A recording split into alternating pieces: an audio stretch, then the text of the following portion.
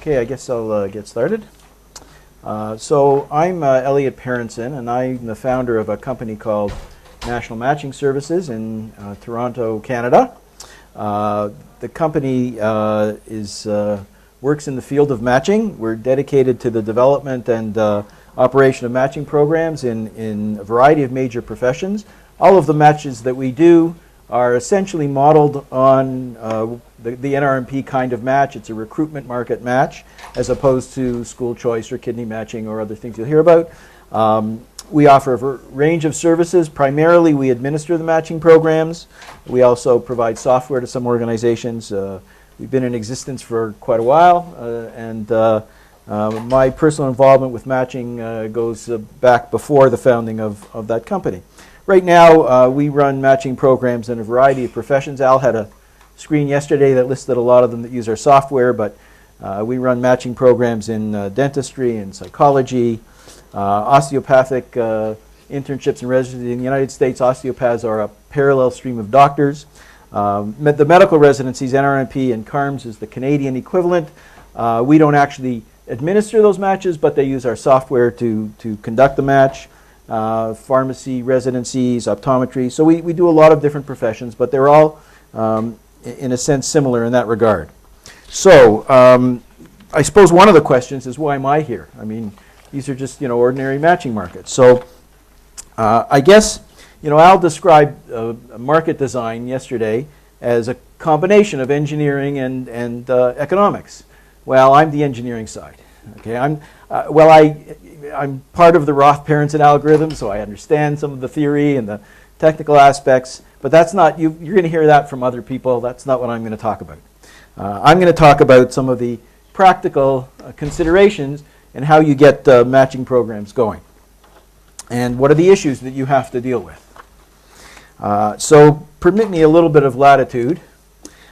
People are sometimes interested how I got into this, because one of the other reasons I'm here is I'm old. I've been doing this for a long time. Most of the theory, most of the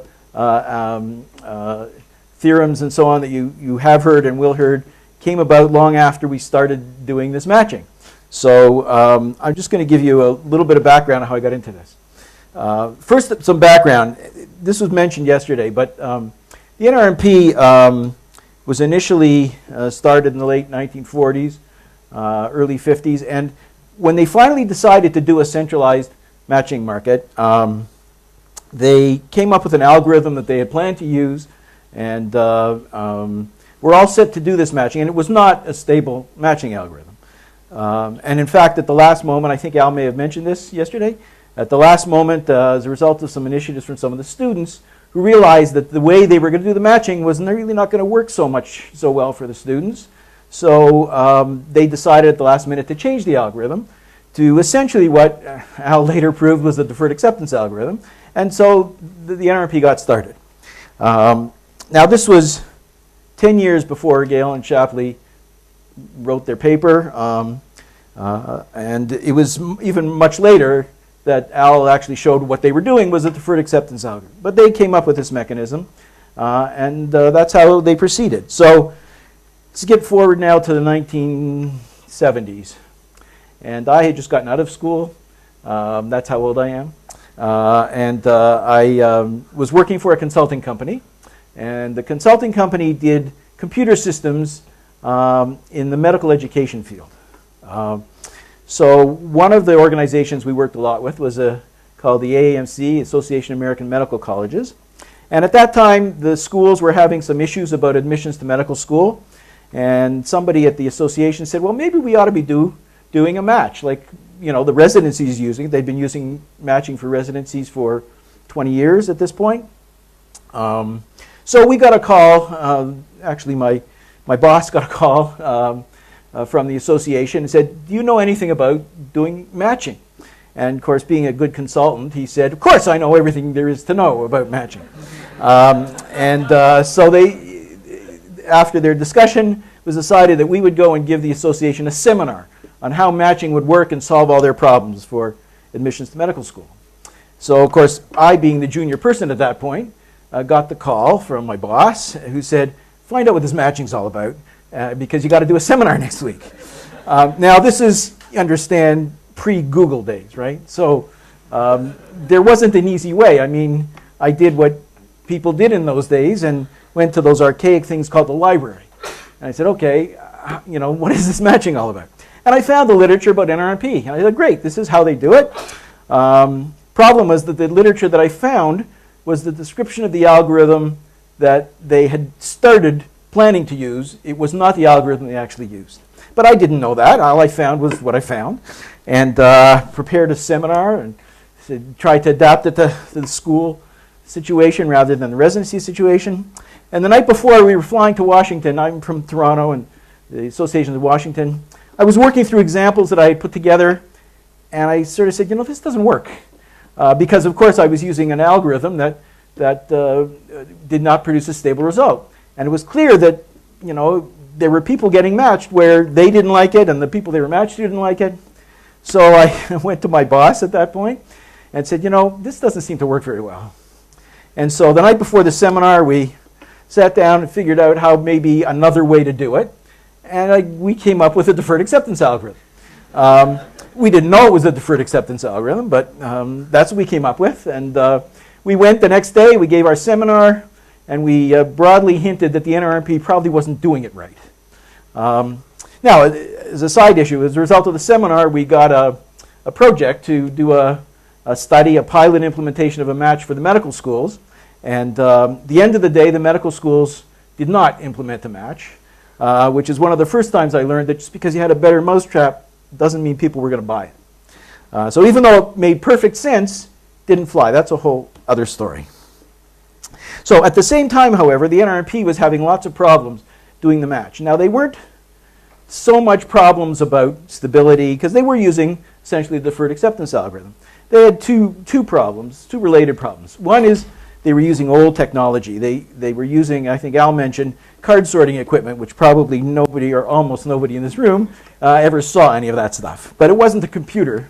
It was an IBM card sorter, which took a lot of iterations and a lot of time to do the match.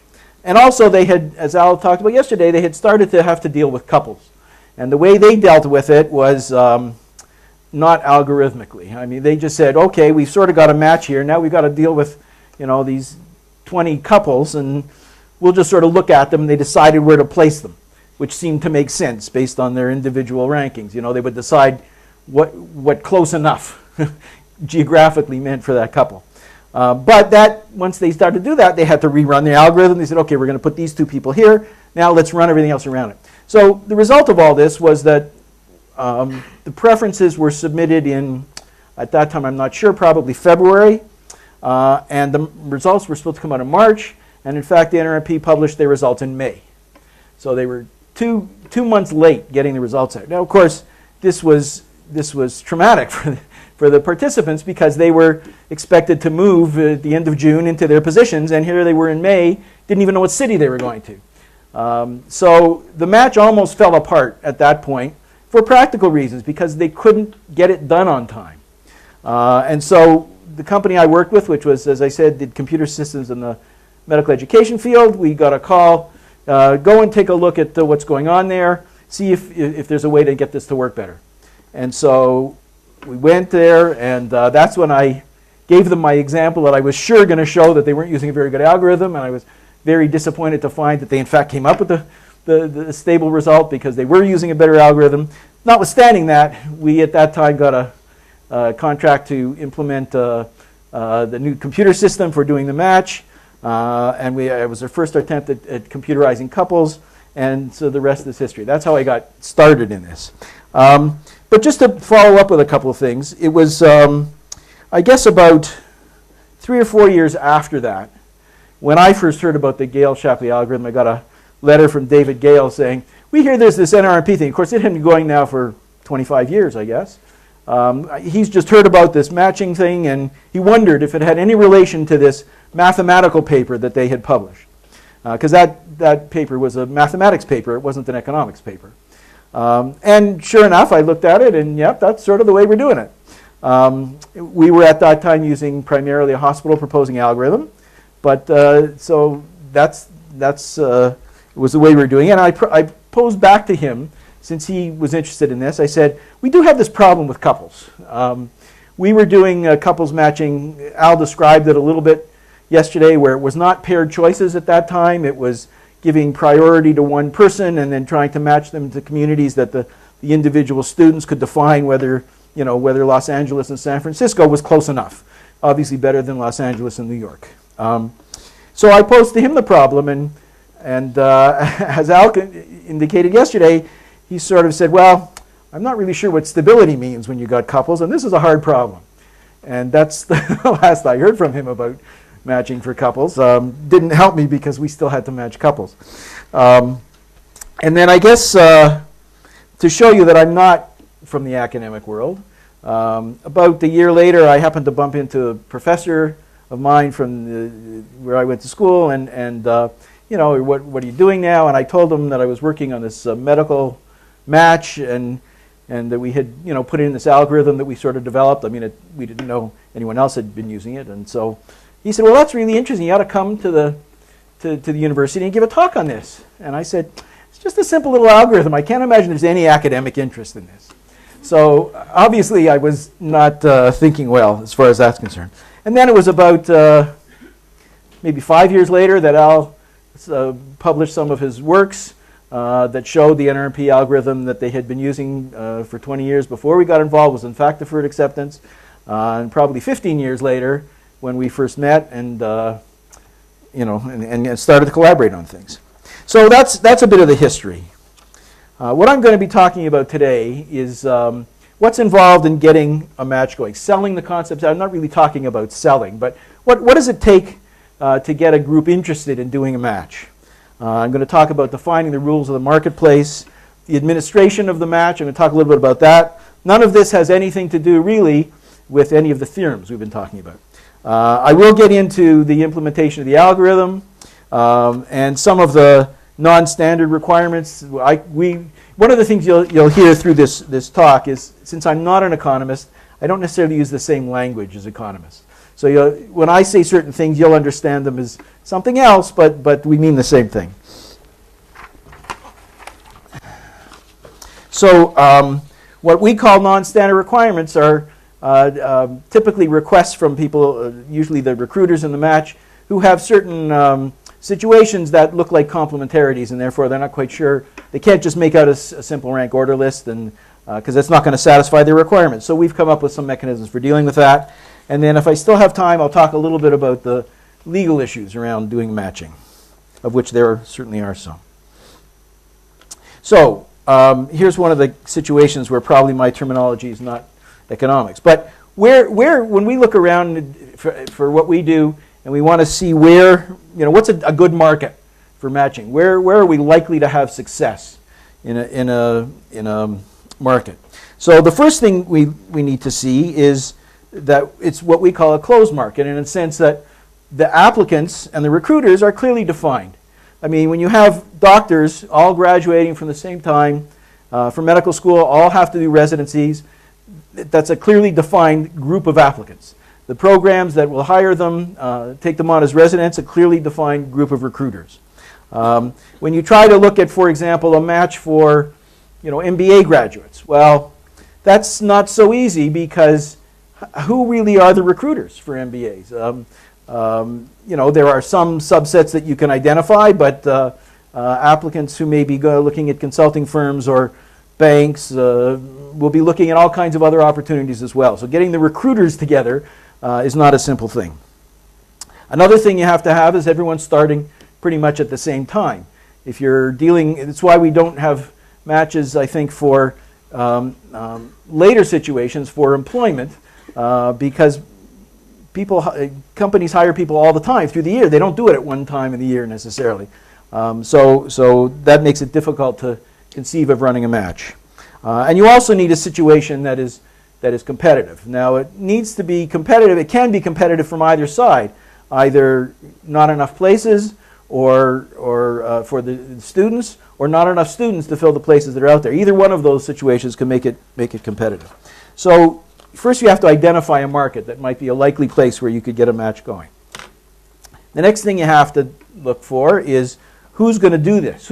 By do this, I mean who's going to decide that we ought to do a match in a market. So the decision typically rests with the recruiters. They have to agree to implement some sort of centralized system. So that's sort of the focus of the group that we try to approach. Rarely does the impetus come from the students, probably because they don't have the power or the organization. NRP, in fact, the grandfather of matches, as Alice said yesterday, the impetus there actually came from the schools. A third party, but schools in a sense represented the students' interests there. And so in that case, it was in fact the students, if you think of it that way, that were the impetus for getting the match going. But usually that's not the case. The other thing you need to have is you have to, the recruiters have to agree that there's a problem. They don't necessarily think that there's a problem, even if the recruitment is unraveling, even if it's getting earlier and earlier. Sometimes it usually takes perception on behalf of the recruiters to say, this isn't really good for the students. They have to take the student side in this to some extent.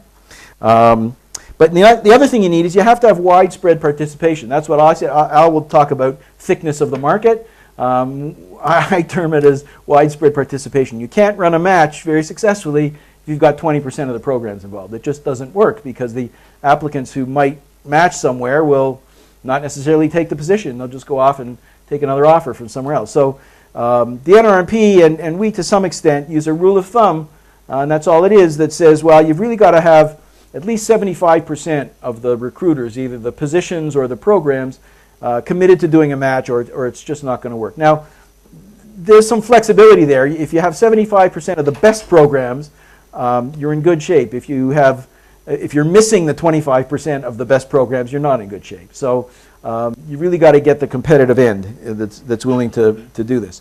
And then the other thing that we look for is we call a sponsoring organization. Some organization in the profession who's going to help to promote this idea. It's typically an association or group of program directors or association representing the profession. In psychology, there's an association of all the training programs.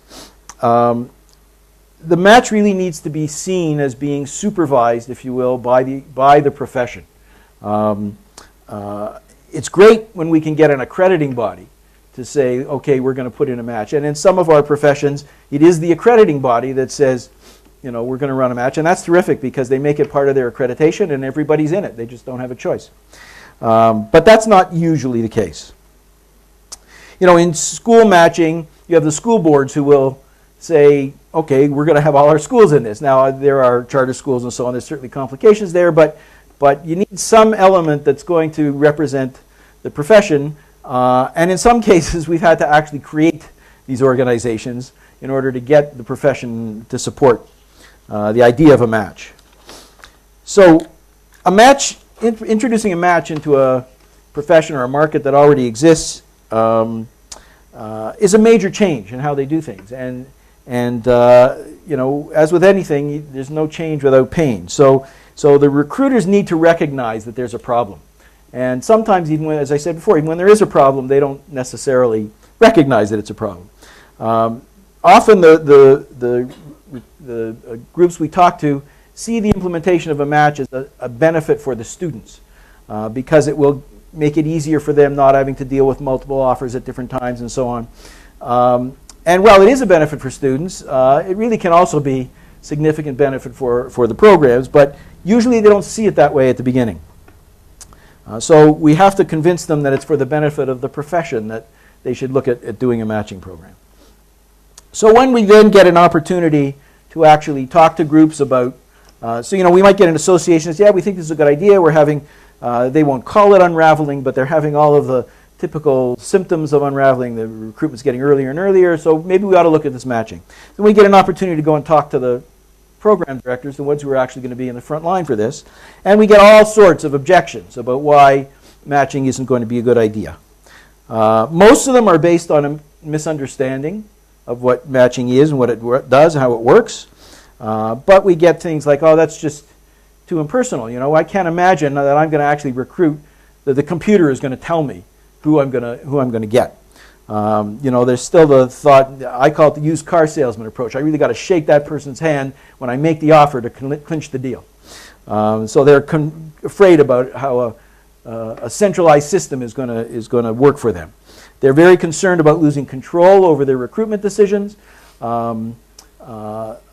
where they, for example, want to have a balanced mix of people, and I'll talk about some examples of how we try to deal with that. They're very concerned that it somehow limits their freedom of choice, or that it's very inflexible. And we often get comments that somehow it's going to negatively affect the number or quality of applicants. And that's sort of interesting because sometimes the concern is that it's going to really cut down their applicant pool, and sometimes the concern is that it's really going to expand their applicant pool and they're not ready to handle it. There's no real evidence that in most cases that it really changes the applicant pool in any way, but that's a concern that they have. Then of course you've got situations where the most desirable recruiters don't feel they need it. I mentioned the match for potential match for admission to medical school, and we did this study and it looked pretty good, but at the end of the day the top 5 schools and most desirable schools in the country said, we're not going to do it. We don't think we need it. We don't really care about all the problems other schools are having. We're just not going to do it. So they didn't do it. There was no match done. And then on the other side, the least desirable recruiters are very concerned that they're not going to be able to compete in the match, that no one's going to want to take them, no one's going to rank them. So we have to deal with those fears. One of the major objections, and this is in fact a significant objection, is that not everyone's going to play by the rules. You define the rules, but not everyone's going to play by those rules. So if you have a match where there are, you get 90% of the programs participating, but then if it's a very competitive situation where there are lots of applicants and not very many positions, some of the less desirable programs will say, you know what, let them have their match. I'm going to make my offers, 2 weeks before the match, and the students are going to be very concerned of whether to go through this match because a certain percentage of them aren't going to match. I can get good students that way. And they do that, and it really hurts the match because then you find good students opting out of the process at the last minute. The programs who they thought they were going to be ranking those students are suddenly left with a much smaller pool in the match than they thought. And that causes a significant problem. We have one match that actually I've consulted with Al Roth a lot about in terms of trying to define rules that will make it disadvantageous for programs to stay out of the match. And some of the procedures or the approaches that were suggested, they found they were repugnant to them. Al might talk about this later, I'm not sure, but just in essence we said, well, let's make a rule that says, okay, if the programs that aren't in the match make offers to students, we'll tell the students, fine, take those offers, but then go through the match anyway and rank only places you prefer. And if you get a position in the match, then you'll go back to the first program and say, sorry, I've matched. Well, they found that to be unacceptable, that we would encourage people to make an acceptance and then turn around and reject it. So that match still struggles. We have about 60% participation, and every year they try to come up with different ways of trying to force programs into the match, or really, unfortunately, the association keeps looking at how to force students into the match. So they've proposed, which we've so far rejected, but they've proposed huge bonds. Students will have to put up a bond of $5,000, and if they don't go through the match, they're going to lose their bond. I mean, all sorts of ideas like that, which, the purpose of the match is to make it easier and fairer for everybody, not worse. So another objection we get is that we're not like other professions. Don't tell us what these other people do because we're not like them. And this is, as I speak today, I'll give you some anecdotes. Several years ago, Al and his colleagues wrote papers about matches for judges. And they stirred up a lot of interest, and was thought that perhaps a match might be a good way to do it. And after that, I got an invitation to speak to the Judicial Council, which is the organization of judges in the United States. And I got an opportunity to tell them whether a match would be a good idea for them, how we would do it. And the mistake I made in that case is I went in and said, the problems you're having, they're just like the problems the doctors have. And I explained how the problems were, and in fact, as economists, you stand back and say, well, there's no difference between these situations. I mean, by and large, they're not different. But but the judges said, we're not doctors, you know. Our clerks are not like residents, and forget it, doesn't apply to us. So that's you have to be careful about making analogies. You say, oh, well, it's a simple problem. It's solved over here. We'll just move the solution over here. Well, not so fast. And then there's, thoughts that a match is only going to work if there's too many, more applicants than positions, or it's only going to work if there are not enough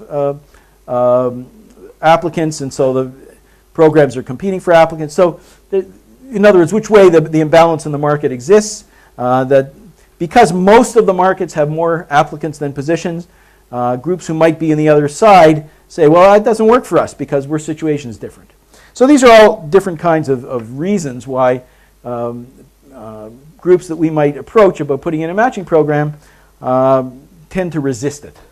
And even professions, I mean, again, I mentioned that even professions that have definite success with matching, like the medical profession, been doing it for now 50, 60 years, medical schools still don't have a matching program for admissions, and they still have the problems of they controlled the unraveling, but they still have problems of multiple offers to the same applicant and so on. Sorry, you have a question? Well, that was my sentence. That was my sentence. I just want to ask, because I experienced it in a case in Germany for childcare, that actually the politics worried about that they have too much transparency. So did you also experience those cases? So that existing, or the match doesn't have sufficient transparency? No, they said that such a match has too much transparency. Too much transparency. Yeah. And so they said, as long as we do not have the transparency, nobody knows how bad the situation really is. And I don't know if you also experience cases like this, that they said, okay, now we can hide behind like that nobody really knows how many good schools, for example, we have, or how many bad schools. Well, I don't know that I've come across situations where they're interested in doing a match in order to hide things. Sometimes there's concern that match will make things too visible. Yeah. Oh, I'm sorry. Yeah, we do have that. There's some legal questions that I'll get to later on about that. Yeah, absolutely. Okay, so we've now, identified a group that's appropriate and got their association behind us and overcome as many of these issues that we can. Well, the key to overcoming the issues is an education program. Because many of the objections are a result of misunderstanding.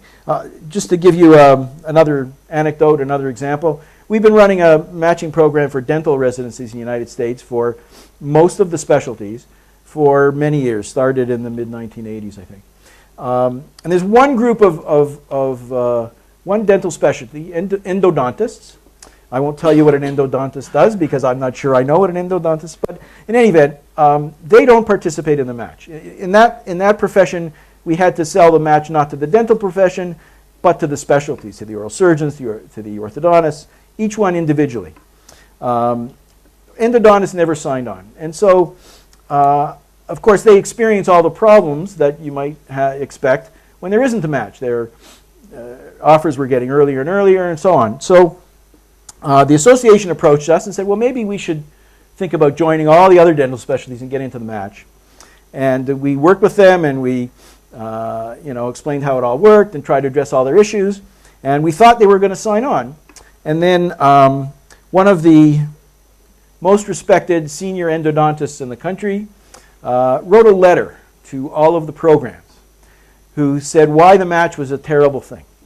And I would say 110% of what he put in that letter was absolutely wrong. I mean, programs were going to assign people they'd never interviewed, and just all sorts of things that were just clearly indicated he had no understanding of how the match worked.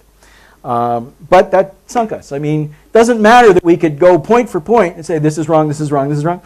Program directors weren't interested. Their esteemed colleagues said this isn't a good idea for them, and they're still not in the match. So that's why you need to have an education program at the beginning to overcome these objections. But you also need an education program on an ongoing basis because program directors change. all the issues that came up when the match started. Now you've got a match running for 10 years, and people who may not be successful in the match blame the match, say this isn't a very good system. So the education program has to be not in a technical sense. I mean, we don't refer them to the economics papers. Notwithstanding, I mean, the economics work is invaluable to us to clarify and justify the way we should be doing things.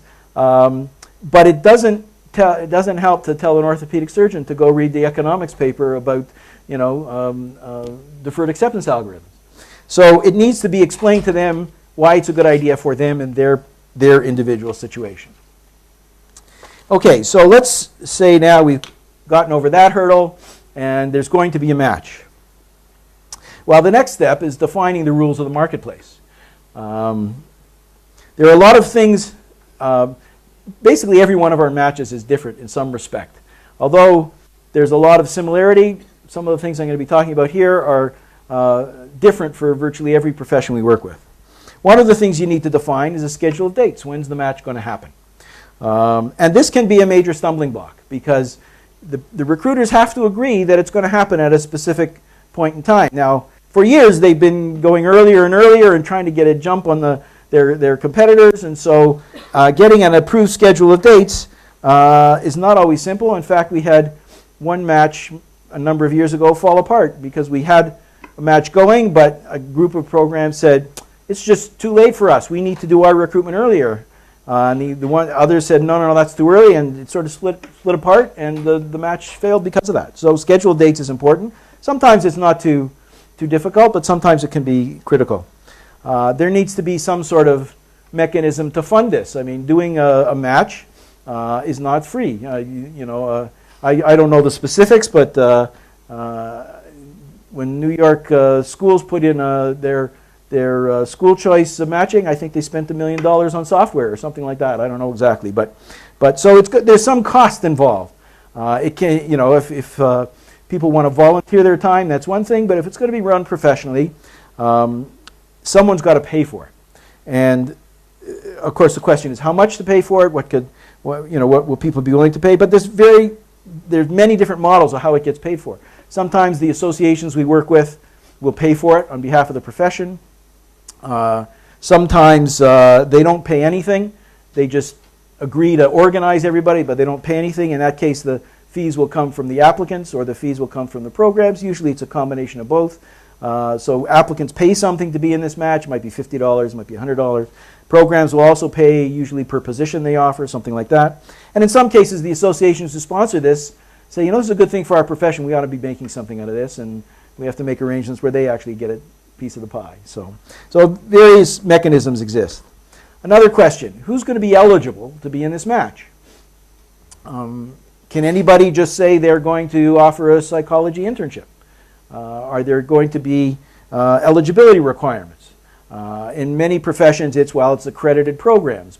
So we say that's fine. Any program that's accredited could be in the match. But in some cases, that doesn't work because a lot of professions have rules that say in order to become accredited, you have to already have a resident so we can see your program in action. Well, how they're going to get the resident? We have to think about letting unaccredited programs into the match. What rules are there going to be about that? In psychology, they have a rule that says a program that's not a member of their association, which it's not an accreditation, but it's a standards-based organization, and they only allow programs that aren't members in for 2 years. After that, if you haven't become a member, if you haven't qualified, can't be in the match again. And then someone's got to verify this eligibility. And it's not only in the program side. Like, should anybody be able to enter the match and say they want to get an internal medicine residency? Or do you have to verify that the person is in fact going to be graduating from medical school on time? So there's these issues to define who's going to be eligible to participate in the match. Another key element is what rules will apply for and about the non-participants in the match. Where there is some opportunity to control it, you might want to define a recruitment period for the programs that aren't in the match that don't conflict with the match. We have rules that say if an applicant takes a position outside the match, they must withdraw. That's the exact opposite rule of the one I talked to before that said applicants should be able to take a position and then also go through the match. So you have to define these rules, and each profession approaches them differently. The issue about communicating ranking intentions. Should programs know how applicants are going to rank them? Should applicants know how programs are going to rank them? Some groups say no. There can be no communication, no discussion about rankings. It's got to be totally blind as far as that's concerned. And others will say, well, it's okay for a program to tell an applicant that they're going to be ranked in such a position that they will match there. In other words, ranked first or within quota. As long as they do it honestly, then that could be okay. So there's different rules that exist around communication of ranking intentions. Next question. Do all positions have to be in the match? In other words, for a program that's in the match, can they offer some of their positions outside the match and some inside the match? Well, usually we try to say that there shouldn't be any offers before the match, because that can obviously lead to an unraveling of its own, which could clearly damage the match. But as with everything, there are exceptions.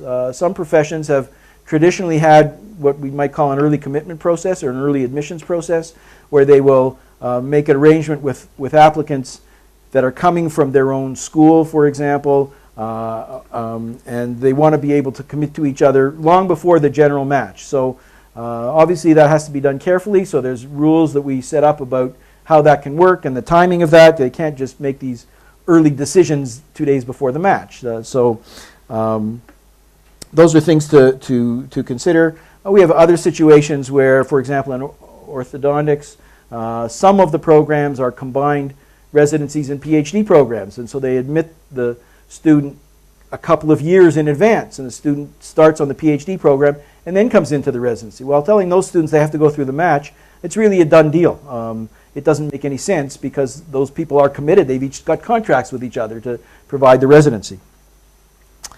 Then there are rules about the match. It's fine to say, well, the match results are binding, but you know, the match happens in February and the position starts in July, and life happens in between. So what are you going to do about situations where students can't honor the result, or where programs have lost funding in the meantime? So there needs to be a mechanism for releasing programs and applicants from the match, mechanism to enforce it so that those kinds of releases don't happen you know, one-sided, willy-nilly. They've got to meet certain criteria. The associations are usually involved in enforcing those criteria. The next thing we need to sort out is the post-match process.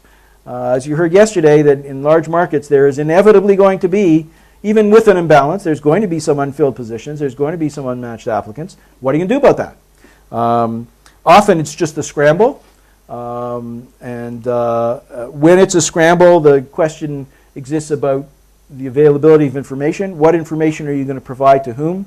Are you only going to tell the unmatched applicants what positions might be available, or can you advertise those positions more widely because some people who didn't get into the match might now be interested? Is there going to be an offer and acceptance process like Al described that the NRP uses, which is not a match? They've instituted their own process. And then in some cases we do run a second match.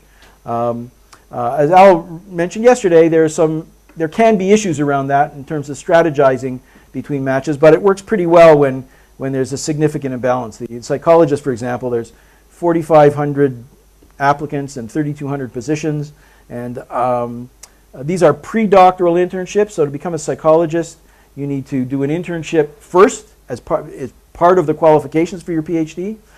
So these are pretty desperate people because they put in 3 or 4 years and they need to finish an internship to get their degree, but there aren't enough positions. So it's unlikely someone in that kind of situation is going to strategize, maybe I'll do better in a second match, you know. And so we have a second match there, and that works pretty well. So once you've got all these rules defined and so on, then you have to figure out how you're going to actually do this.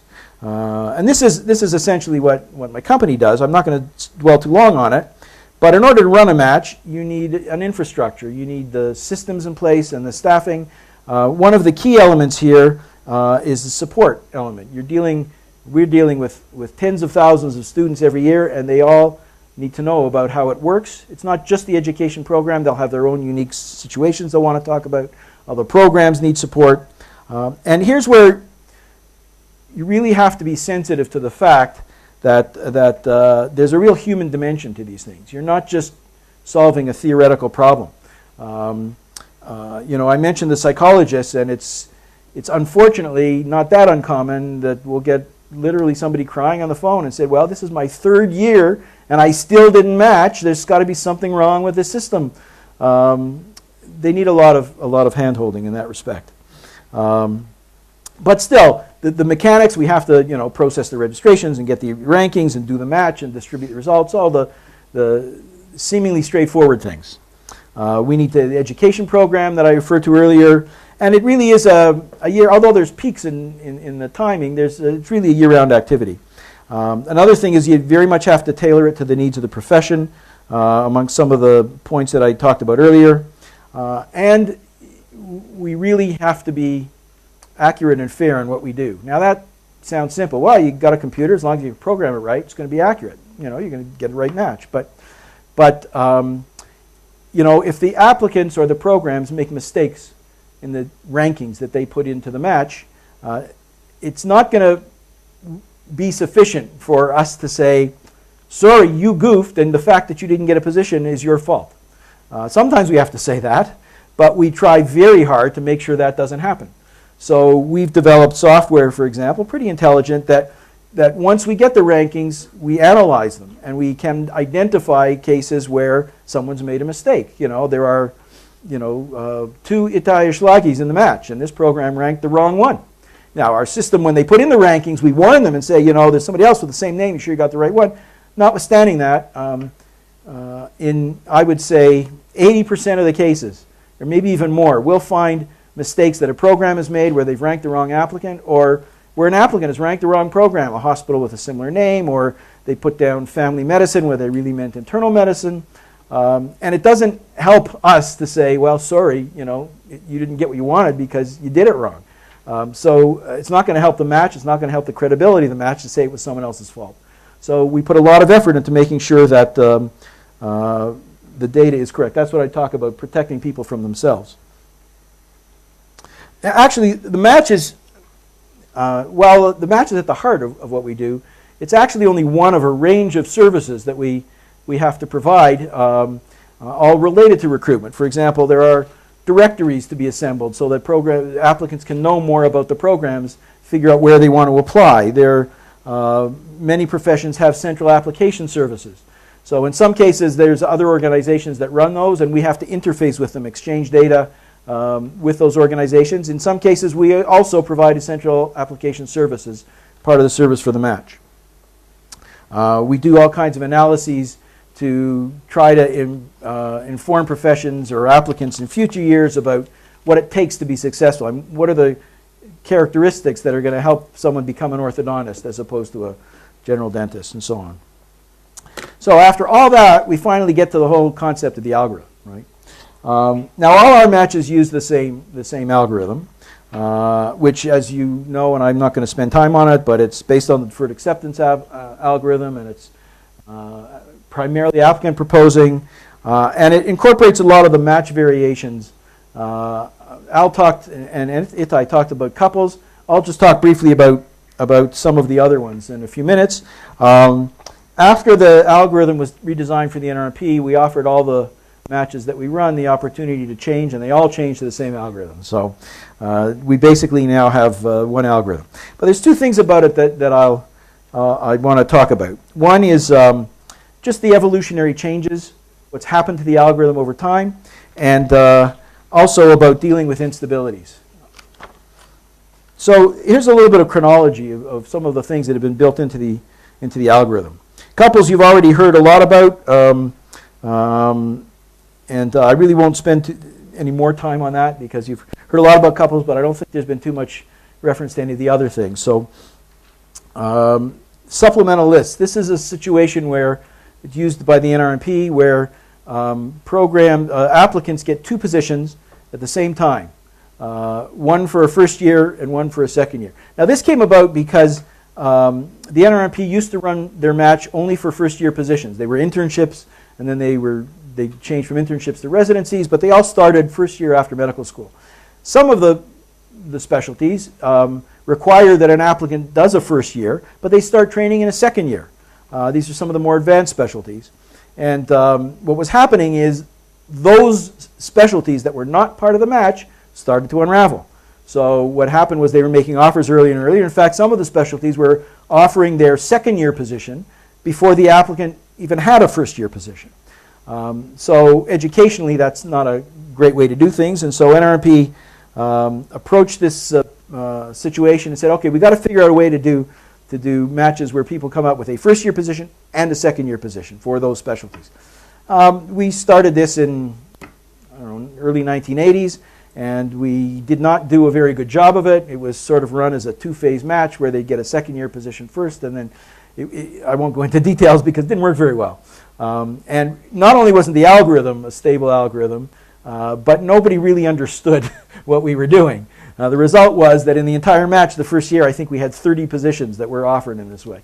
So we had to go back. Not everything we do works the first time. So we had to go back to the drawing board, and then we came up with a procedure that's now in place where applicants can submit what they call a primary list. So if you want to do dermatology, you'll say, okay, which typically starts in the second year, say, okay, I'll do my preferred list, my primary list is dermatology. That's where I want to go. But where I want to go for my first year depends on where I go for my second year. If I'm going to do dermatology in New York, maybe I want to be at the same hospital, or maybe I want to be in Los Angeles for a year. I mean, each student will have his own reason for saying, okay, if I get this match for my second year, here's now a separate list for my first year. Those are called supplemental lists. There's all sorts of complementarity issues with those. One of the things that we introduced around the same time was reversions of unfilled positions. So within the actual processing of the match, it gets to a certain point where it's clear a position will not fill. That position can be reverted or moved to another program and filled there. So a hospital entity can fill all its positions, although not necessarily the way they started. At the same time, we introduced the capability for programs to specify that they want only an even number of applicants or only an odd number of applicants. Those are typically for scheduling reasons. Then, of course, there was the change. Yeah, sure. So I wanted to understand how you take into account the first year, second year. Applicants can send in a ranked list of pairs. This is what I want. No, it's not done with pairs. It's done with what they call a primary list and then supplemental lists. So for each, when they rank a program that starts in the second year on their primary list, they will associate with that program a separate list for first year. So if the applicant matches to the second year position, then we look at the first year positions that the applicant is interested in and try to place them there. And I see. So the first year list is contingent on the second. Right. Right. The first year position is contingent on the second year. Right. So back to this evolution. Up until Al and I redesigned the market, the match was actually done in sort of two phases. The first phase was a hospital proposing algorithm that tried to match couples, but it was only partly successful. And then we had another second phase which identified blocking pairs and I tried to fix those blocking pairs and so on. But when we changed it to applicant proposing, and it was, by the way, not entirely hospital proposing. The hospital proposing part was that first pass, but when it came to resolving blocking pairs, it was kind of a mix. Sometimes we would go through the hospital list, sometimes we would go through the applicant list. I mean, when this was developed, we didn't fully understand. Although we knew there was applicant and hospital proposing, we didn't really worry, let me put it that way, too much about that issue. So when we revised it, it became fully applicant proposing. Another variation that we put in for the psychologist was to limit the matches to a program from any one school. So this is of particular importance to a program that might be associated with the school, and they might have 10 positions, but they don't want to fill all those 10 positions of graduates from their own school. They don't want to take more than 5 from their own school, and they want to make sure they get a diversity of other people coming from other places into their program. So we developed a procedure where they can specify a minimum limit and a maximum limit. So they can say, well, I don't want more than 2 from any one school, unless that's going to leave me with unfilled positions, in which case I'll go to 3 or 4 or whatever it takes. Now, we did this for school, but it can be used for any sort of system-wide single characteristic. For example, the Canadian match uses it because some of their programs are restricted in how many foreign applicants they can take. So they can do a match and say we cannot take more than 2 or 4 or whatever number of foreign applicants. And it's really the same process. Now we haven't actually had to incorporate salaries into any of our matches yet. There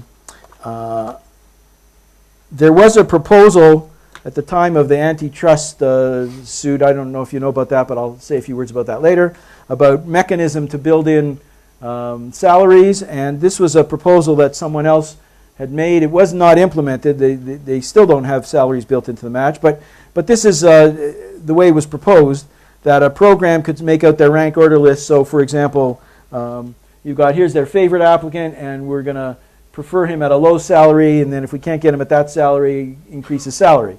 And then the next applicants, well, here the salary is more important than which of the applicants, and we're only going to increase the salary if we have to. And then the applicants would obviously rank the higher salary and then down to the lower salary. So this was just proposed. It wasn't implemented. I had a problem with this because when you think about it, if you run the applicant proposing algorithm, you're going to get the highest salaries. And if you run the program proposing algorithm, you're going to get the lowest salaries, at least to the extent that the rankings reflect those salaries. So we have another way of approaching it, which I'll get into later, but I just wanted to mention that. Okay, the next thing I wanted to talk about is instabilities. Now, there's been a lot of talk, obviously, and will continue to be a lot of talk about instabilities, and you know, with all due respect, it's fine to say, well, it doesn't happen very often and it's very unusual. But we have a match to do, and we can't say, sorry guys, we couldn't find a stable match. You don't get a result this year. So we have to deal with them when they happen. Now, as you've already learned, they come about as a consequence of some of these variations that we put in. Couples is the one you've heard a lot about. Some of these others that I talked about can also lead to instabilities. And in particular, all of these things are in the same match. So you have couples with supplemental lists and you know, requirements that the positions be even or odd. And so we have to deal with all of that in our match. But they arise because of these match variations. Now, in dealing with them, I've sort of classified the kinds of instabilities we find into 3 different kinds. The first kind, and these are again my own terms, I don't know that they're reflected the same in the economics literature, but the first kind is what I call an intrinsic instability, and that's where there is no stable match. In one of your last examples, you said, well, in 2007 for the psychologist, we couldn't find a stable match. You know, it wasn't possible.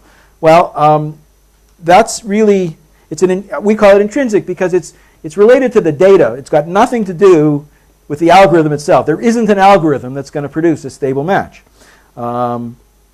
And the other thing we have to deal with is when there isn't a stable match, any of the algorithms we talk about start to cycle, or we call going into a loop. And so we can't let this thing just loop forever. We have to come up with some sort of solution. Now, I suppose one way to do it would be to say, okay, we're going to let the algorithm run for 10 minutes and whatever comes out, comes out. But that's not the way we do it. What we do is we have to, in the algorithm, we have to identify when there is a loop, which is not so simple. It's easy in simple examples. We've got 3 applicants and 2 positions, and oh, it's a small little loop. But sometimes these loops can involve 10s, 20s of students or more.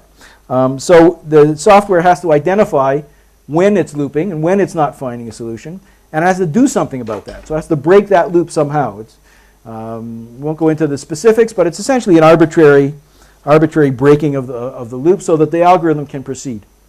I may say a little bit more about that later. But that's one kind of instability that and really the one we worry about the most. Next one is what I've called a quasi instability. I'm not sure that's a very good term. But you know, the match has to be seen to be correct. And you know, that's what stability is all about, right? But we can come up with situations where the match appears to be stable, but some people are still going to think it's not right. So maybe it's a question of how stability is defined. I mean, originally stability was defined for the Gale-Shapley deferred acceptance algorithm. Then it's got extended to include couples. Now it's more recently got extended to include couples that are applying to for the same positions, basically. We've got one situation. I'm just going to go through a quick example where the match is stable, but the applicants are not going to see it that way. Or I'm not going to say they're not going to see it that way. They're still going to feel that it's wrong. Let me put it that way. So here's a simple example. I'm doing this so that you can see, not only what the case is, but how it can come about. Okay, so let me get this right. So we've got 5 programs here. This is in the middle of the match processing. Okay, couples are just being introduced into the match. So we've got 5 programs. These 3 each have 1 position, and these 2 programs are currently full, but they may still get positions as a result of reversion later on in the process. The thing is process isn't finished, so we haven't yet reverted positions. Then we have 2 couples, C1 and C2 is 1 couple, and C3, C4. So if you work through this, so C1 and C2 are introduced to the match. They can't match to programs 4 or 5 because those positions, there are no positions there. So they match to P1 and P2, and there's a match here.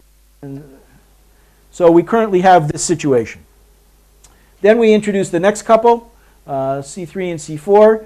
Now, oops, better not mix my slides up here, right? Gone too far. Sorry about this.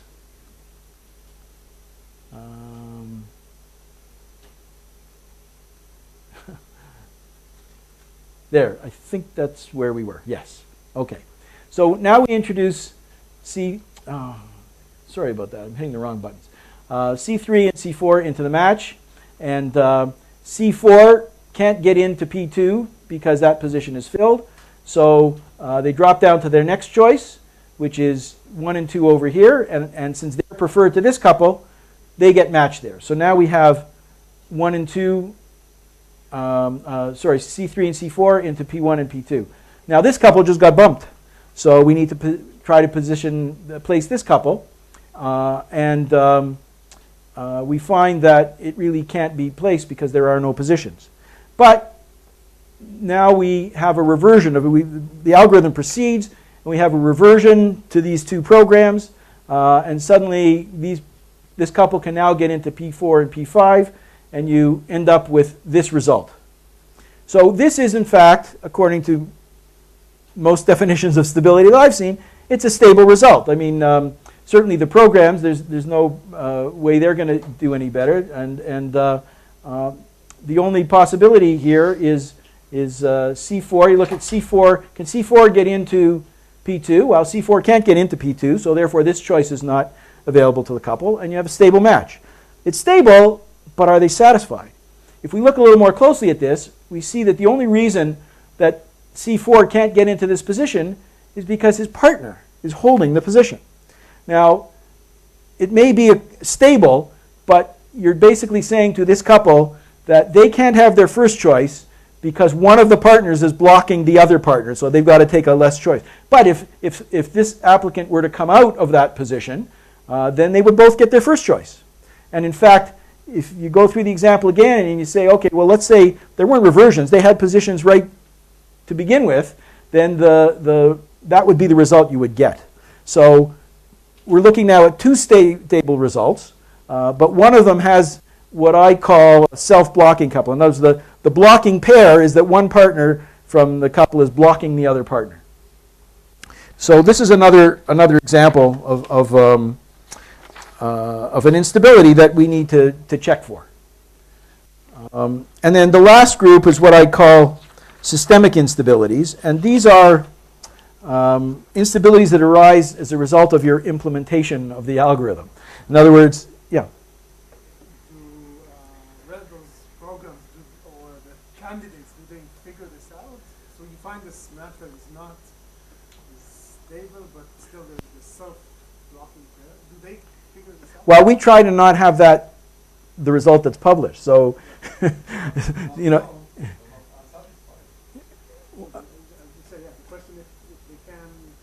You know, it's not different than when Al said, well, you have a big match. Is anyone who's matched in an unstable way going to find out about it? It takes a couple of phone calls, and you know, so it can happen. But we try to not release a result that has that kind of condition. So I can't speak, you know, to whether they would find out if we did release it that way.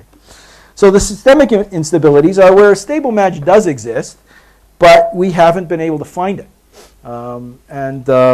With all of these variations and complementarity, it's possible that that will be the case. Typically, it's because the algorithm has gotten into a loop and we had to break the loop arbitrarily, and we end up with a result that isn't stable. So these things tend to come up because of decisions we made in implementing the algorithm. Whether it's because of the sequence that applicants and couples are admitted to the match, whether it's because of what we did to avoid loops, we have to decide, on the actions taken. So we still get an unstable result even when we can do better.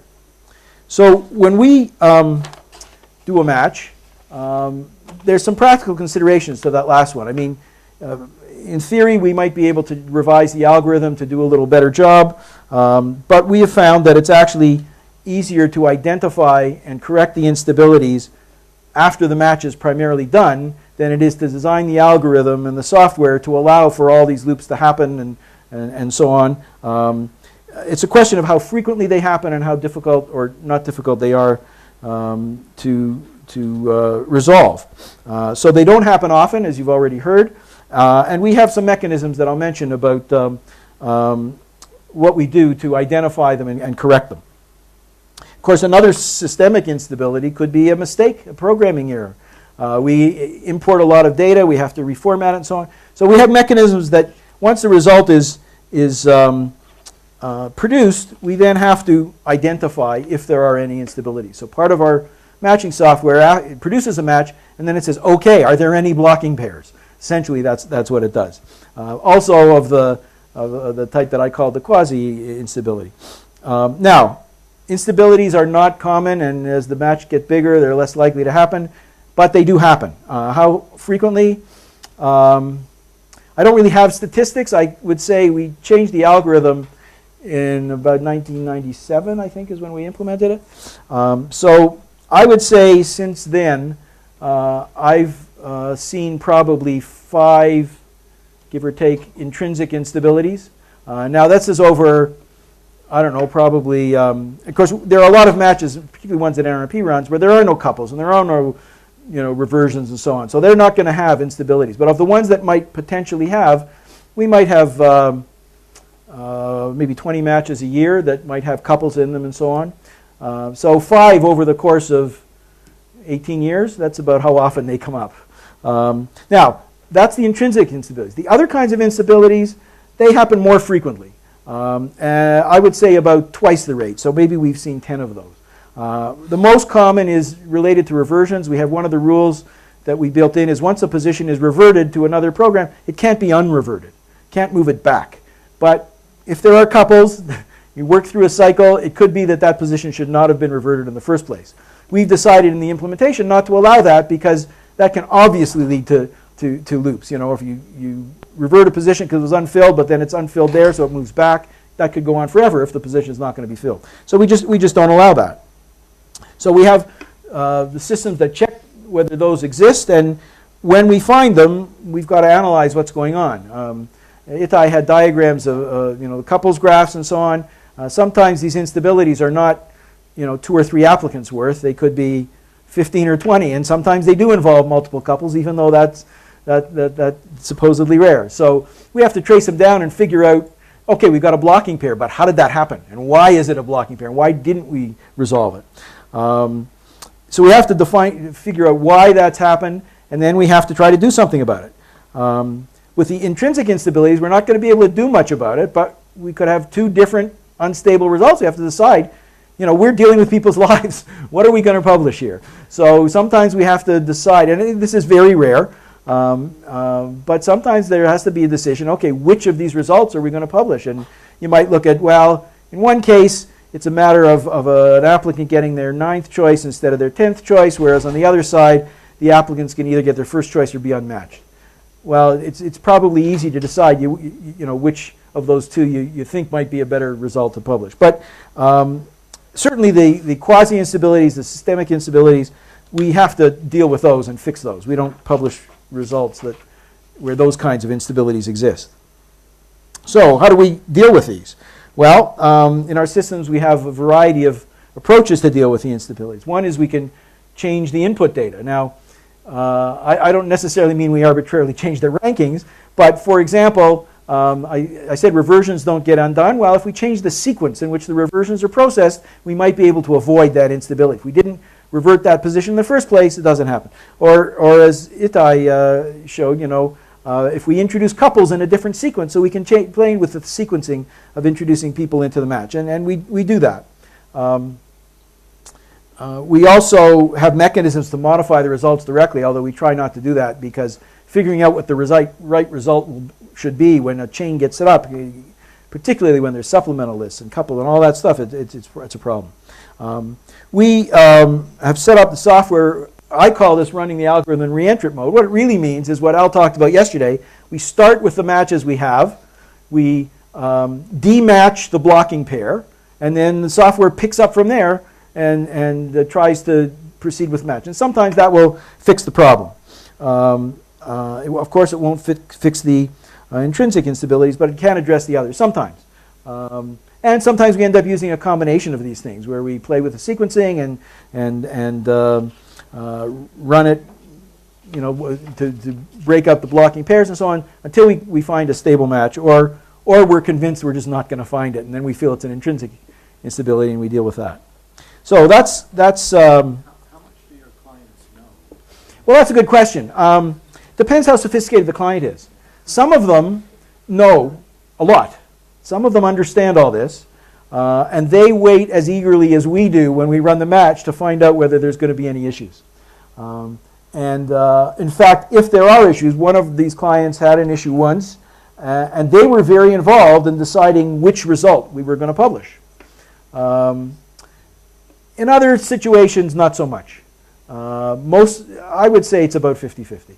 Maybe that's not even right. Maybe 30% understand it and 60%, that's our problem. Like they don't. If we tried to explain it to them, it would take 2 weeks to explain it to them, let alone, and we got a match to get out. So I would say in a lot of cases it's just left to us to resolve. Happy to let you proceed even though they don't really know what's going on. I don't think they see it that way. I think they just see it as, well, that group over there is responsible for getting the match done, and we haven't had any problems in 20 years, and that's fine. I can't, of the few intrinsic instabilities that we had, I'm trying to remember if any came back to us. More to Itai's, like, did people know? I think once people knew, but it's not that hard to explain around it because you can explain to this applicant why he couldn't have that position.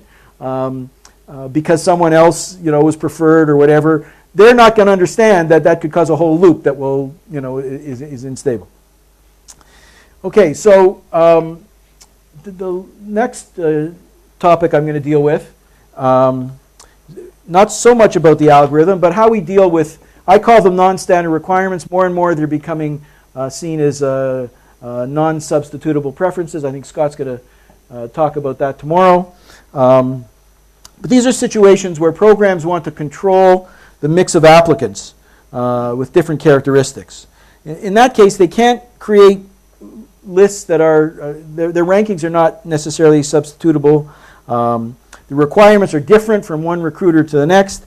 And in the cases I'm going to be talking about, the applicants are in fact indifferent to these requirements. If, we're not talking about, for example, a hospital offers internal medicine and family medicine. Well, there they just offer two programs, and they have a list for the internal medicine applicants, a list for the family medicine applicants, and the applicants can also rank internal medicine or family medicine, different programs. Here we're talking about cases where the applicants really don't have a say in this. It's only the programs who are defining this as a mix of applicants. Now, these often, they can't be built into the regular ranking order lists that are typically submitted. So there's a couple of approaches to this. The NRP would say, too bad, we can't do it. And they don't accommodate any of these requests.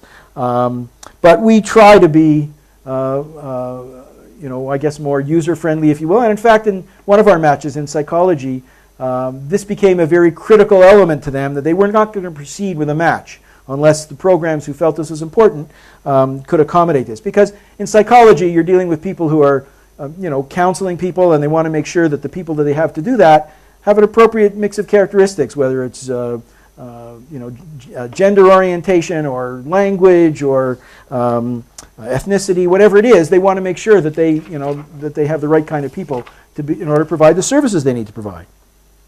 So the way we try to approach this is to restate the requirements as responsive lists, if we can, in a way that the stability of the match isn't jeopardized. We have some tools we use for that. We allow programs to submit multiple lists for the same program so they can divide their positions up. They assign priorities to those lists, so they say, okay, this list gets priority over that list, and they can revert positions between those lists. Now, this addresses many of the requirements, and I'll just run through a couple of examples. I guess I have more than a couple, but just to give you a feel for it. So here's the first example where the program wants to have at least one bilingual person because that's what they require for their clients. Now here's their preferences when they're not considering the bilingual characteristics of the people, but here's the ones that are and are not bilingual. So they have 3 positions. They want to have at least one bilingual person. That's very important. They'll take more than one, but they want to have at least one. And this fellow over here, not so good, but he's bilingual. So they'll only take him if they need him to fill the bilingual spot. Otherwise, they don't really want him. And in fact, it's so important to them that they would rather have an unfilled position after the match than not have a bilingual person. They'll look for one after the match if necessary. So this is a really simple example. We basically have them divide their lists where they have, okay, one position is priorities for bilingual people. These are the bilingual applicants. And then the other 2 positions are for everybody else. You'll note that Sally here, who is bilingual, can be on this list as well. If they don't get married, they might match Sally here, and since this list is priority, that's where she'll match. But if they match with Mary, they still might match with Sally. They're willing to take a second bilingual, but not over applicants they otherwise prefer. So this is a way to address this situation. Here's another example where I've defined here as a program having an interest in applicants who are interested in doing some research and applicants who are not so interested in doing research. They're not offering a research track because it's not devoted to research, but maybe 10% of the time the person's going to spend in research. They want to get the right people for that. So they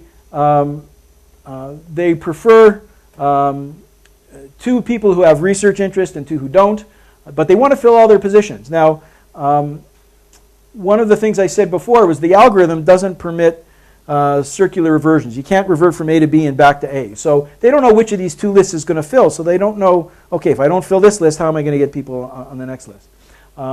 I use this as a research example. You could also think of it as, but we don't like to write this down. But we want 2 men and 2 women. It's the same kind of situation. So one way to deal with this is you have your 2 positions for research, and you have your 2 positions for non-research. These are all the people up to Bella who are not the research people, and these are all the research people. But now what happens if they don't fill? Well, we say any position that's not filled on list A reverts to B. So if they don't get a research person, they'll take more of the other people because they don't want to have unfilled positions. But what if this original list didn't fill? Well, they can't revert back here because we don't allow those circular reversions. But in this case, if you just add the people who aren't going to match, who may not match, to the bottom of this list, it's the equivalent of saying, okay, we've gone through all the people that aren't interested in research, now we'll take more that are if they have to. So that's a way of constructing lists that will address that situation. Here's another example. We're doing match for law firms, where, in fact, the number of positions could vary in the match. In this case, we have, let's say they have 15 applicants, and the firm has three positions they want to fill. But, if you're doing really well, their funding of these positions is not like government funding and you can only have so many positions. The law firm could decide to hire another person if they want to do that. So if they're doing really well and they're getting the top applicants, they want to take more than 3.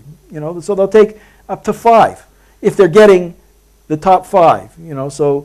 So the match, they might have 3 positions, they might have 4 positions, they might have 5. It depends on the results they're getting. So a way to do that is They set up their first list of the top 5 applicants, the ones they're willing to take all of, and then a second list, which starts without any positions, of everybody else who they're willing to match with, but they're not the stars. So this program starts with 5 positions, so they might match all 5, and then they'll be very happy. If they don't match with all 5, the first 2 unfilled positions from here go to another list we've set up that they haven't ranked anybody, so they're going to stay unmatched. Those are unfilled, those positions. And then if there are any more than that, then they'll revert here. So they could get up to 3 positions between these 2 lists if they're not successful in filling them from the first list. So it's a way we sometimes set up what we call these dummy lists to move positions around. Another situation, sort of different, that we set up these dummy lists is we have, I guess, one case where we have we're matching people essentially to researchers, and so the school or the department we're matching them to might have 10 researchers, but they only have funding for 4 positions. So they decide, okay, these 4 researchers, their lists are going to go in first. But if any of the positions there don't fill, we want to control how they go. They're not all going to go to another researcher. So we set up lists where the positions revert to what we call a pool. All the unfilled positions come to one place, and then they can revert one to another researcher and continues down the line. But to do that, we've ended up, I think in one program we had 27 lists where they submitted for their positions. Here's one more example, what we call setting up a list of alternates. I'm maybe running a little out of time. Maybe I'll skip this one. It's a little complex, but what it involves is setting up a list of alternates. So these are the preferred applicants for this kind of position, these are preferred for this, and these are preferred for that. But then we have a whole bunch of other applicants that are perfectly acceptable. They're just not necessarily preferred in any specific kind of position, so it's a list of alternates. It starts with, again, with 0 positions, but positions revert here to give them the flexibility to fill based on the characteristics of the applicants. So these kinds of techniques can accommodate most of the requirements. It does have its limitations. One of the issues is it's complicated, and it's hard for users to necessarily understand. So the programs have to explain to us what they're trying to do, and we then figure out how to set this up with these multiple lists and so on. So it takes a lot of effort to make sure it's right. Now, it's been very successful. As I said, it was particularly important to psychologists, and one interesting development, when we started the match, between 15 and 20% of the programs had situations that required multiple lists like this. Over time, we've been running that match for 15 years now. Over time, the number that have required these multiple lists has decreased. And that's because, well, they initially said, well, we've got to have this kind of mix and this kind of mix. Over time, enough of them said, you know what, let's just get the best applicants we can get, because all this worry about the mix of the people isn't that important. So there are still some. I mean, there's still 10% that do submit it, but it's down from the 16, 17% that started. And the other thing that's made our life a little easier with this is when they have these requirements, they have the same requirements every year. So after we've done it with them 2 or 3 or 4 times, they understand how to set up these multiple lists and increasingly can do it on their own. One other example I'll just throw up here. I said that there might be a different way to approach the issue about salaries, and I'm not sure how much Paul tomorrow will talk about. When he talks about matching with contracts, he might get into salary issues, I'm not sure, but this is similar to the example I showed before that had been proposed, only this time, instead of having everybody intermix in one list, we have a list with a low salary, medium salary, and a high salary. And the applicant preferences are the same, but now we've divided that into distinct lists. And this has some advantages over the other one. First of all, it negates the bias that would say that, if it's applicant proposing, they're going to get the highest salaries, and so it makes it easier to control from a budget perspective. There is some limited flexibility if, in fact, you want to intermix preferences and salary levels. And the first example that didn't have any of those, so that can cause some problems. But that might be another approach. In fact, there is a match that we're talking to people now about. It's really quite simple, but they have situations where some of the people will get funding for the positions and some of the people won't. So it's, in a sense, it's like a salary. And we're working with them. They're just going to have a list for the salaried and a list for the non-salaried, and it should work fine for them. Now, in the last few minutes, I just want to talk a little bit about some of the legal issues that we get involved with. First question, is a matching program legal? You know, we talk about all these matching programs, but you may or may not know, I'll just talk a little bit about the fact that there was a large antitrust suit in the United States filed against the NRP. Al, you might correct me, it was around 2000, 2001, something like that, where a bunch of law firms, you know, antitrust lawyers got together, found some applicants who would be their plaintiffs, and sued the entire medical community, saying that the match was anti-competitive. It was holding down the salaries that were being paid to residents. And in fact, if you looked at resident salaries, there's not a great distribution from high to low, and they're pretty much constant across the country. They look like they're kind of set. And so they brought an antitrust suit against the NRP saying doing this matching thing is illegal. NRP was the heart of their suit, but of course they also went off to the American Medical Association and the American Hospital Association, because they were all the parent organizations of the match, and that's where the money was. So, and you know, both sides, it went on for a few years. Both sides lined up their economists. I mean, there were some people on the antitrust side who were saying, yes, you know, we can show you that this is anti-competitive and that shouldn't be allowed. Then there were people on the NRP side, mostly the market design people, in fact, who were saying, wait a minute, this is not anti-competitive and we can show that. And it would have been an interesting case, I suppose. But to show you the power of the medical community in the States, they actually got a law passed through Congress that said the medical match is not anti-competitive. Okay, so that's an easy way to, it sounds like an easy way to deal with it. Of course, that took 5 years and millions of dollars of legal fees, but ultimately the suit died because the judges said, well, you know, law's been passed, you're not anti-competitive. Now, that's fine for the NRP. Yeah. Exactly right. They said a match is not a per se violation. Okay. The effect of it was that the suit died. Right, right. So the legislation specifically identified the medical match. So they're free and clear. NRP's happy now, but we might be out there someday trying to defend an antitrust suit brought by the dental profession, against the dental profession or the psychology profession or whatever. So, you know, we obviously think doing a match is legal. And now, of course, these are all related to US-based, you know, antitrust legislation. But so that's sort of, unfortunately, a bit of an open question, I guess. Another question, you know, for a match to be successful, it works better when the market is thick, right? When there's lots of participants. Well, can we make it mandatory? Accrediting bodies, some of them, as I said before, will say, okay, it's part of the accreditation standards, you've got to participate in the match. A lot of them will not do that, partly because they saw this antitrust suit several years ago and say, well, wait a minute, I'm not sure we should be mandating that everyone has to be in this match. So whether or not you can force, the professions can force programs to be in the match is kind of a legal issue, and most of them take the position that it's got to be voluntary, which is not so good for the match. It means a little harder to convince everyone to be in it, but that's it is. Another issue is I just described all these multiple lists to satisfy diversity requirements. Well, is that legal? I mean, I said we wouldn't put on a slide that said we want 3 males and 3 females. In a lot of jurisdictions, that's illegal. That's discrimination. You can't say a position is only available to males or only available to females. But that's what doing multiple lists would be saying. So we try often not to ask the programs why they want these multiple lists. We just try to understand what they want to accomplish with them in terms of the applicants.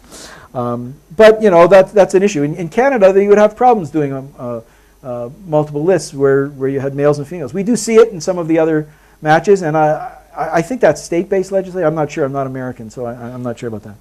And then the last issue is, can the rules of the match in fact be enforced? You know, we say a match is binding. Once it happens, the applicant has to take that position.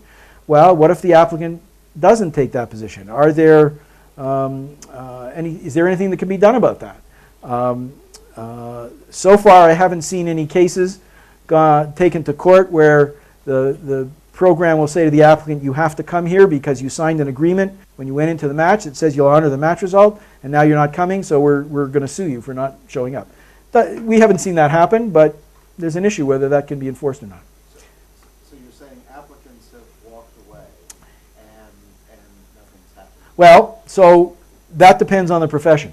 First of all, applicants walk away very small numbers when a match is done properly and when there are lots of participants. You know, we'll do a match in the dental profession, we'll match 1,500 applicants, and we might have, some years we might have none, some years we might have 3, and you know, who say I'm not taking the position. And frankly, in many times it's a legitimate reason. I mean, their life circumstances have changed, and they can't take the position. And that's why I said before that there's got to be mechanisms to adjudicate that. But when someone has just clearly broken the rules and said, okay, I decided to go somewhere else. I decided to take a program that wasn't in the match. They didn't offer me the position until after the match, and so I'm giving up my match position. Well, different professions are more or less stringent about that. In the medical profession, you will be, in a sense, blacklisted. You won't be able to participate in another match for, depending on how egregious the situation is, for a certain number of years. So if you match to internal medicine, you might be there for 3 years, but 3 years later you might want to go into an advanced specialty match in a medical subspecialty, and NRP won't let you in the match. A lot of professions are not willing to do that. Some of them say, okay, you can't be in the match for a year. The osteopaths say that. You can't get credit for any position for a year with our education system.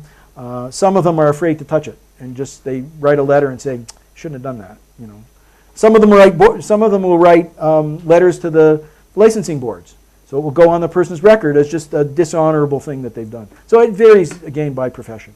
But those are, when I said, talked earlier about defining the rules of the market, and one of them was, what do you do about enforcement? So, okay, so I think my time is just about up, and I'm happy to take any questions. Yeah. Do you also deal with issues of outside options? You're matching the medical market in the U.S. and people taking the offers in Canada or Europe?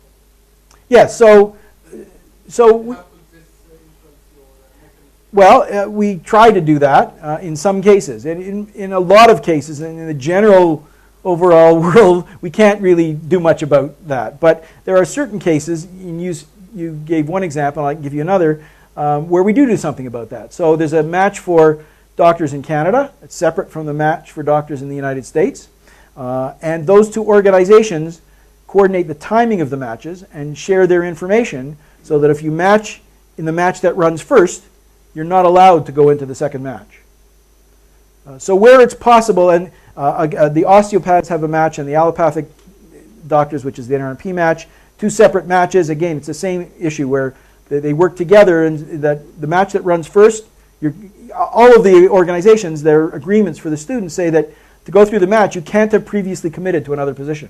So if you've matched somewhere else in an earlier match, you're not allowed in the match. So we can do that in some cases. But you know, for someone who matches in the United States and decides to go to Germany, there's really no way we can deal with that. Those are what become violations, you know, what kind of sanctions you can impose, I just talked about.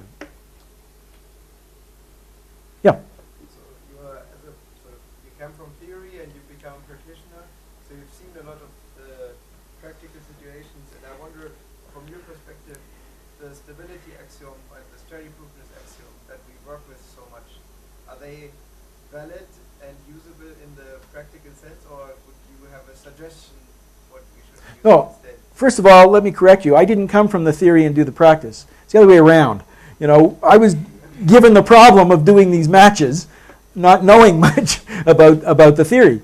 In fact, what's interesting to me is a lot of and even some of the more, you know, I've been doing this for a long time, but even some of the more recent, by more recent I mean the last 10 years, have really validated some of the things we've done. They, you know, have been able to show that yes, even with couples, you are going to get most likely going to get a stable match, and as the match gets bigger, you know, you're still going to be able to do that. So we didn't come from the knowledge of that to do the match. We had to do the match, and then the theory has grown up around that. And yes, I think it's certainly it's very important. I mean, a long time ago, Al wrote a paper where he compared in the US, I mean in the UK, where they said, okay, we're going to have matching programs on a regional basis, and I hope I'm describing this right, Al, but they left each region to set up their own match, and some of them used a stable algorithm, some of them didn't. And the ones that didn't basically fell apart, and the ones that did, continue. So all of that stuff about stability, it's very important. I think that what we do provides a lot of input and questions to the researchers to sort out, okay, well that seems to work. Why does it work?